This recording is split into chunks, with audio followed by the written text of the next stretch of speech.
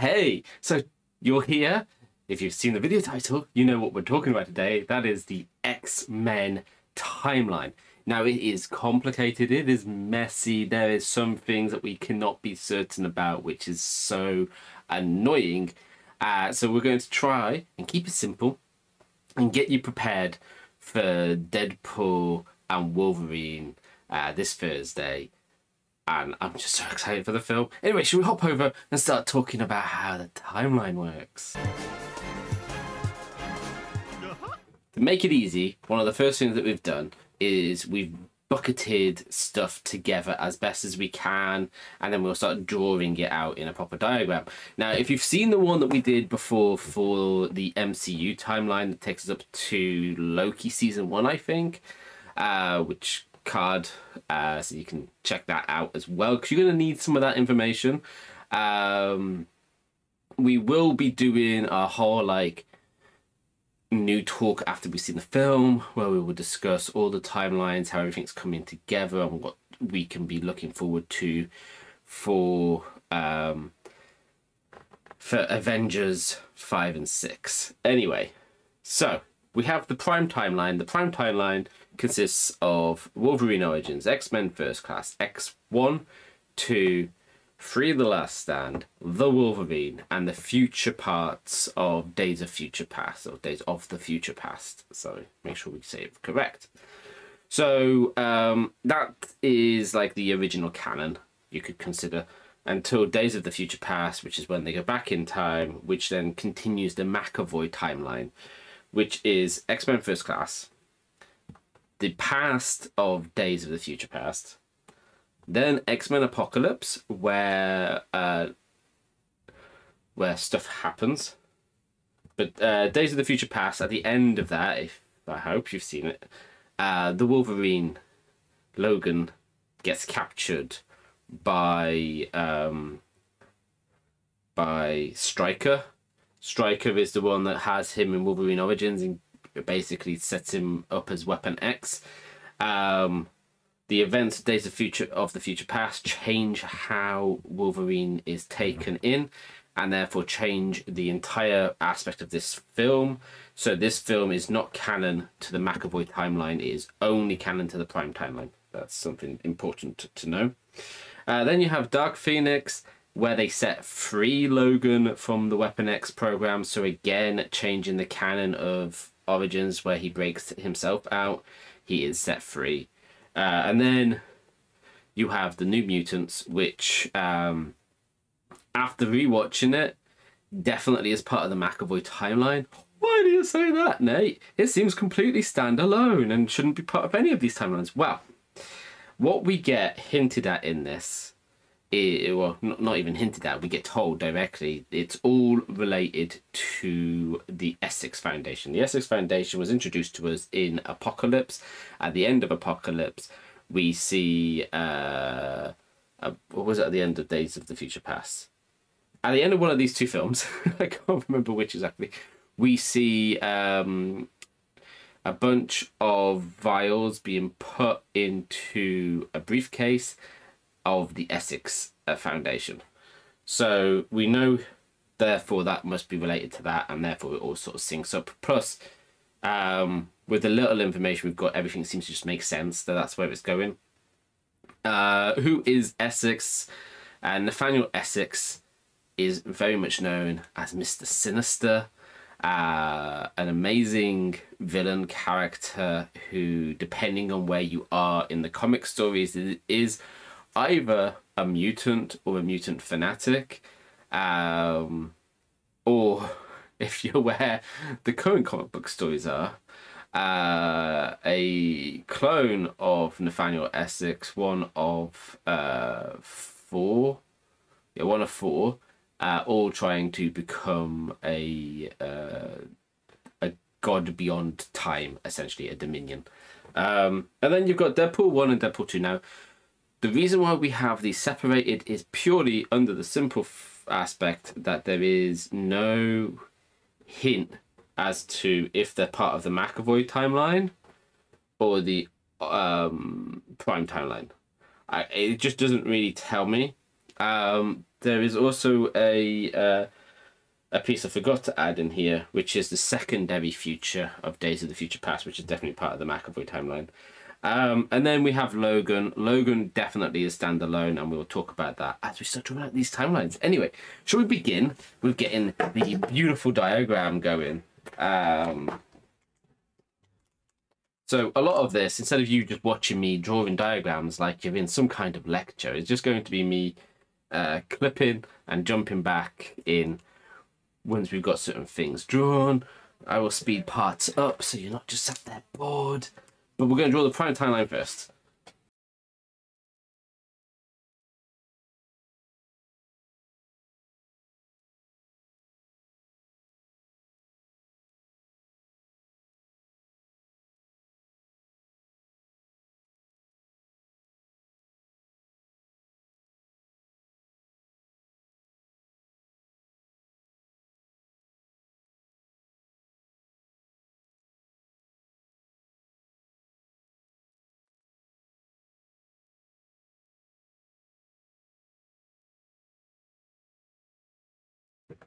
Ooh.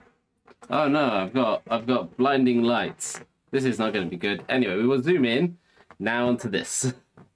Okay, so in the distant past, which I think is like basically early colonization of America, we have original Wolverine Origins past, which is canon to everything. We then come into First Class, which is in the 60s. Wolverine Origins, which takes place in the 70s. X1 to the Wolverine takes place across the noughties, starting in, I think, like 2001, and then running its way up. And then all the way over in 2024 is the future events of Days of the Future Past. So yes, today, this year, is when Days of the Future Past is taking place. How cool is that? Okay, so that's that important part. Let's now draw in how this impacts the timeline and causes a new branch.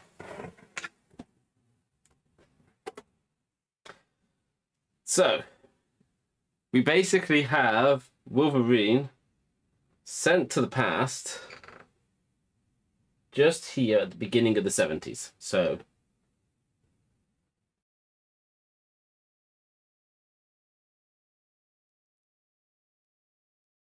okay, so Wolverine gets sent back, and that causes the time to branch.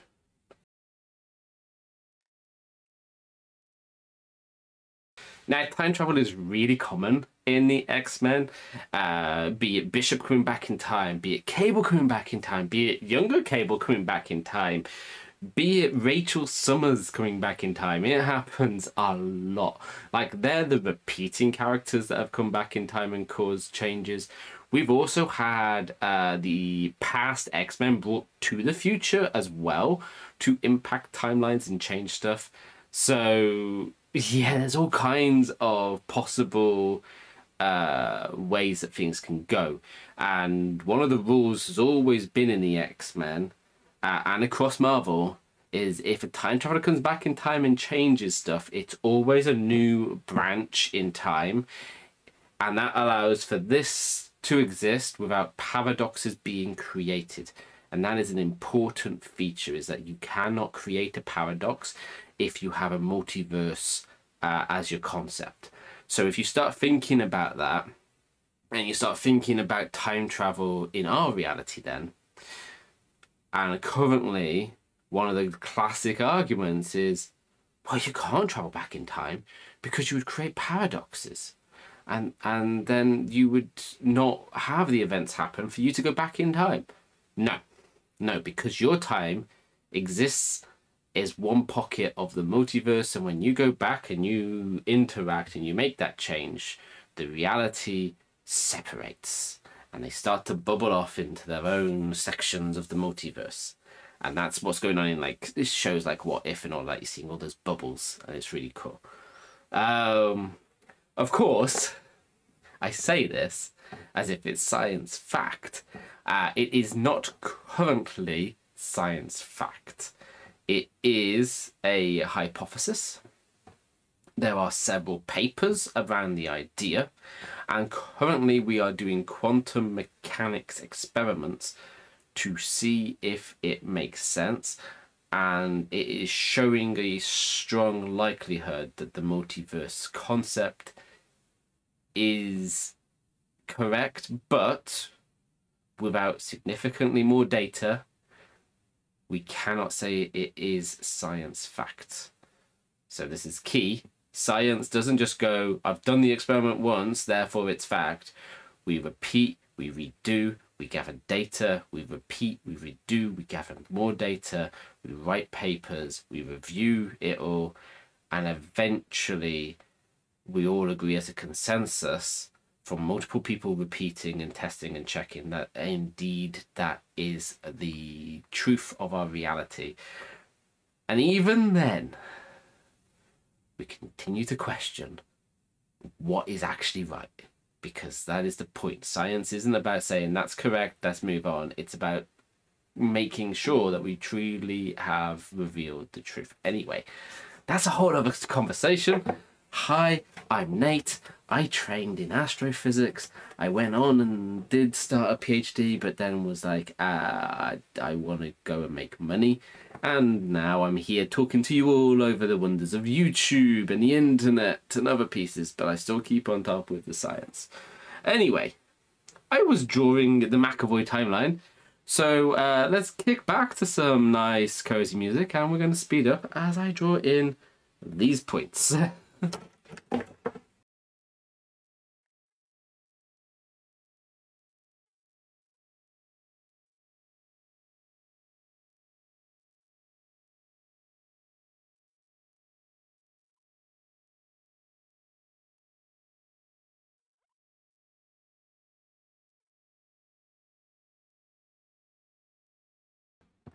Okay, so we'll zoom in.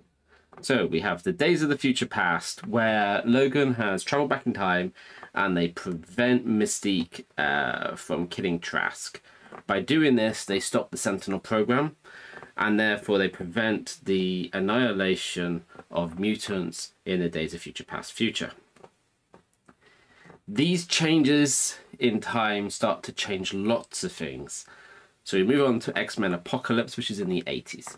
X-Men Apocalypse in the 80s gives us somehow a older Angel. Remember that Angel appeared in X3 The Last Stand as a teenage boy. That's in the noughties. But now we get him basically 20 years earlier as a 20-year-old who has been utilizing his powers and happily being Angel. I'm not going to really start trying to figure this out because some of that stuff just doesn't make sense. There are literal choices made in this piece that is where they basically bin some of this. And I think that they should have been a bit wiser about how they did stuff. It's the same problem with First Class, basically, where they introduce certain characters and then the ages just don't line up. This is common when you get the attempts of a soft reboot.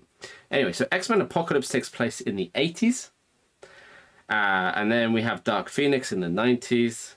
The New Mutants seems to take place in the noughties because they have widescreen, but wide, flat screen, cathode ray TVs. That was a thing of the noughties. They have, VHSs still and all of that. Haven't yet migrated to the loads of the DVDs. This is definitely early noughties, 2000, 2001, 2002. And then we basically have this empty space, which could be Deadpool. It could be Deadpool. We just don't really have the clues. And then we have Days of Future Past, the new future. So in the new future, we see Logan back at the school. We see Xavier. We see that the school is booming and everybody is alive and happy. So at this point, what you could say quite comfortably is that Deadpool 1 and Deadpool 2 fit on this timeline. And in all rights, they kind of do. There isn't any clarity as to whether they do or don't, All we know is that we have a decently designed a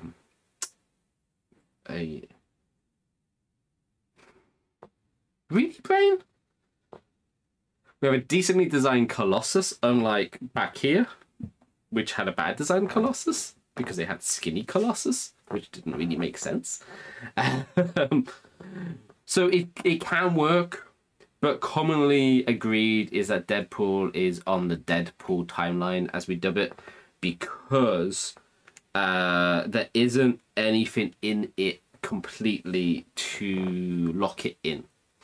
However, one of my arguments for why it could be and probably is on the McAvoy timeline is the school in Deadpool 2 seems very much linked again to the Essex Foundation.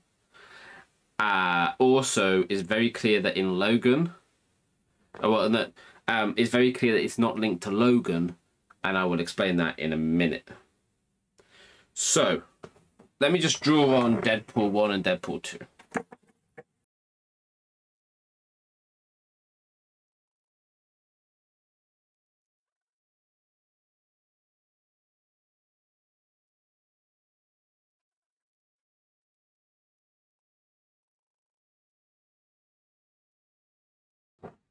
Okay, so Deadpool is really easy.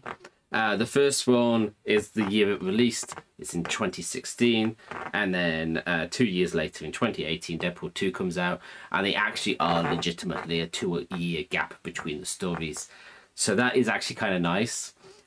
This is why in Deadpool 2, where they're going on and on about I've been asking him to join, I've been asking him to join, I've been asking him to join. That's what's been going on all that time. It makes sense. But yeah, that's that part. I don't know if there is a branch in the timeline, and if there is, we don't know what it really is, apart from all we know is Ryan Reynolds was not taken back here for the Weapon X program and made into anything. He was taken here in Deadpool 1 in 2016 into a branch of the Weapon X program. It was still kind of the Weapon X program in all essence. It was a carry on over, but now it's a private company. This private company is the interesting part, because this private company plays in Logan as well. So the private company is doing experiments to create mutants. They want to create mutants because they want them to be weapons. Or slaves that they can sell, that kind of stuff, right? Logan has a similar plot, and we'll talk about that in a second. Let's just draw Logan into the timeline.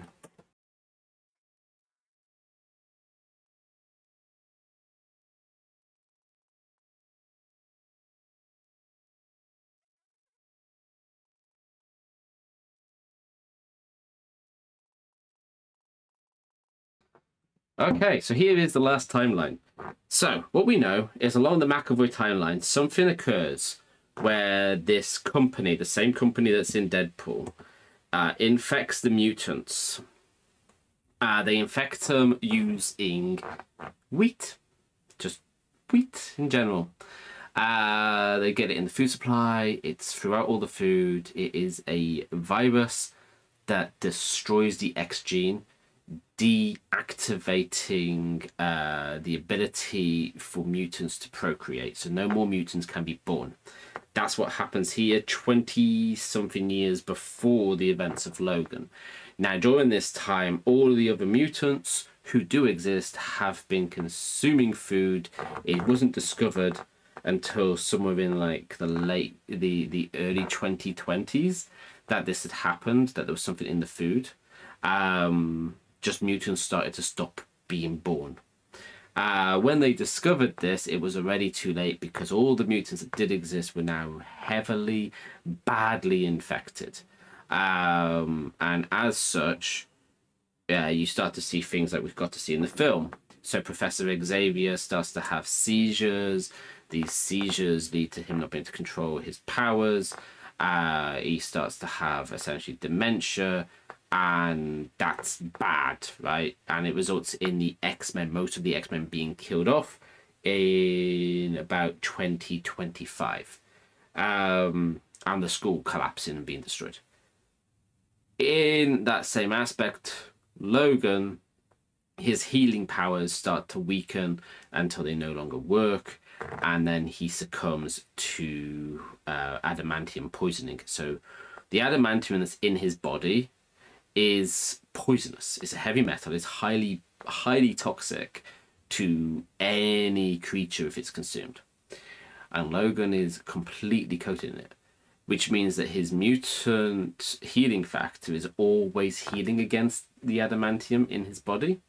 And that's kind of key. That's been a key point in a few stories. So there's been parts where they've like removed the adamantium, and when he doesn't have the adamantium, his healing power starts to become super powerful because it's free to just carry on, and he actually ends up becoming more bestial because his body starts to shape him because it can, and it's free too. So you find that basically the adamantium is holding back some of his more beast-like nature, unlike say Sabretooth, for example.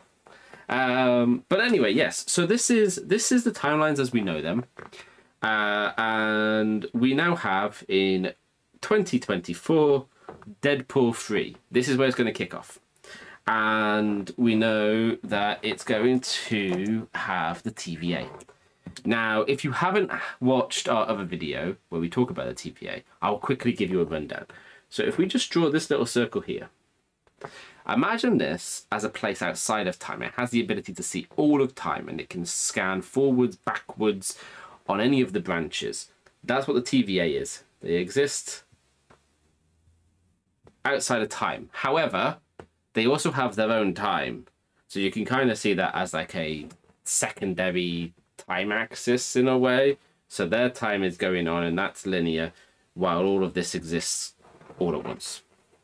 So they're going to take our Deadpool, and then he's going to travel through other timelines, not just these ones, but other branches that will have formed to give us the other types of the X-Men. So what this means is everything that's part of the Fox universe is feasible to appear, because the whole point is this is the end of Fox, and it's merging with Disney. And that's kind of what they're playing at. That's why the 20th Century Fox sign appears in some of the trailers. But this is the timeline. Let's first just take that in. Let's consume that. Right, so yes, the TVA exists outside of time. They need Deadpool for some reason, and we know that all these timelines are dying. They're dying because, well, well, it will be because Disney now owns Fox, and Disney wants to reboot it all. So that's why they're all dying. That's literally going to be the story. I can be certain of that to no end, because you've got Deadpool breaking the fourth wall, okay? What actually is happening at the TVA, we have no idea. I actually think that this is not the TVA of Loki, but another sort of section of the TVA. And I think, to be honest, what it's doing is it's definitely playing on the fact that Deadpool can see the multiverse. So my guess here is that this is actually the Beyonder, and he's starting to play stuff. The Beyonder is another character from Marvel, and actually the reason behind like the Secret Wars storylines and all that. We'll talk about that another time though.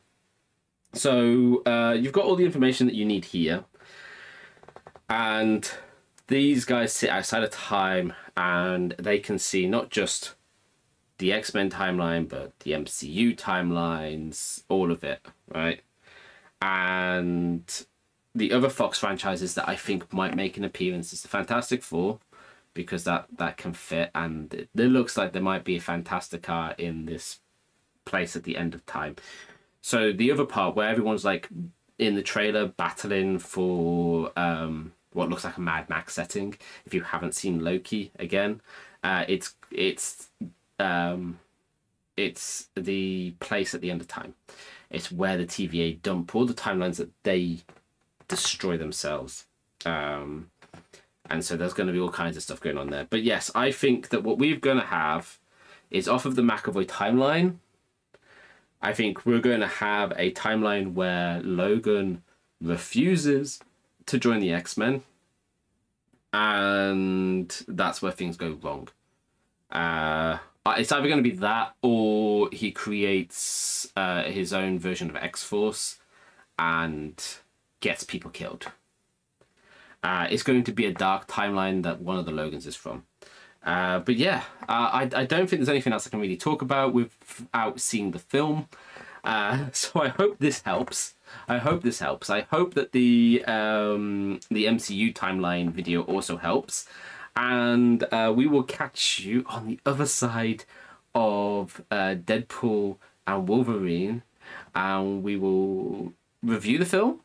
And then we will do an updated timeline video where we will bring in everything as we know it, and we can talk to you about things like Battleworld and other cool things about the Secret Wars storyline from the Secret Wars comic books. And yeah, I mean, look, Marvel is something that I've been with since I was 6. I found X-Men in a little shop at the seaside on a holiday with the family, and it was the first time I read something where things started to make sense for me. You see, I'm currently going through being assessed for autism. I have forever felt different, and getting the mutants, I basically started labeling myself as a mutant. It was the only thing that made sense. That's why I was different, because I must have been a mutant. And that's why humans treated me like dirt, the same way they treat the mutants in the X-Men. Yeah, that's kind of the thing. So it gave me a safe space to do all kinds of stuff. And so I've become an uber nerd about it all. So we will do more of these videos because I like doing these videos. I hope that you've enjoyed this. If you have, let us know in the comments below. If you have any questions about this, about time travel, any of that, fire them off. I am more than happy to have a good old conversation there. And you know what? If you didn't like the video, by all means tell us, because any interaction is good interaction at the end of the day. But yes, let's go and watch this film. It's going to be awesome. It's going to be such a good MCU movie. I can't believe that finally we're going to get the X-Men proper in the MCU somehow. My current prediction is that either it's going to end with them all in Battleworld, or Deadpool and Wolverine are going to arrive in the MCU with a couple of other X-Men, and it's going to lead to us getting an Avengers versus X-Men storyline at the beginning of Avengers 5, and the second half will be them taking on Kang, leading and battling the Kang dynasty properly, and then that will all culminate into the incursion events and them needing to create Battleworld. That is my other hypothesis there. And if they're bringing in the Fox universes, then we can get Doom already established and all that kind of other stuff, so things can happen in different ways. But some of these actors are going to carry on into phases 7, 8, and 9, and some of these actors are going to be done with these characters and they're going to die at some point, either in Deadpool and Wolverine or in one of these Avengers movies coming up, and it's going to be incredible. It's going to be something that we will have never seen before, and it's going to open up the doors for all kinds of other stuff. It's going to be great. The only thing that we now have that we really need is for Sony to just give back all the characters to Marvel and be like, we can't do this, we are failing, so here's the deal. You make one Spider-Man movie a year that we're part of, and we'll basically get some money to do very little. That's what they need to do, because it's just free money then at that point. But anyway, you've all been awesome. You've been hearing me ramble on. You've been having fun, hopefully, with the timelines. And I will catch you next week as we're going to talk about all of the awesomeness of Wolverine and Deadpool.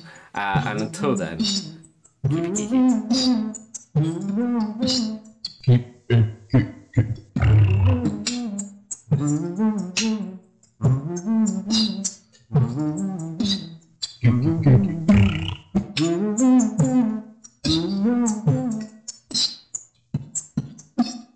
Peace.